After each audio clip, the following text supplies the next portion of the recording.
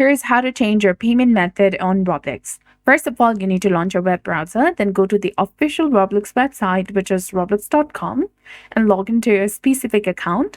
Now tap on the gear icon in the top right corner of your screen, and from the drop-down menu that appears, select Settings. On the Settings page, find and click on the Payment Methods, which is between the notifications and subscriptions. And here you'll see your current payment methods. To remove one, you can click on the delete icon, and to change your payment method, click on this add option, which is beside saved payment method.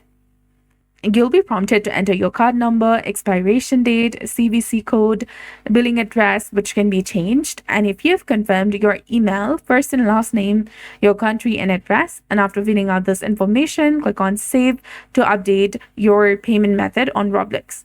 So that's it. I hope you found this video helpful. If you did, please like, share, and subscribe. Thanks for watching. We'll see you again in the next one.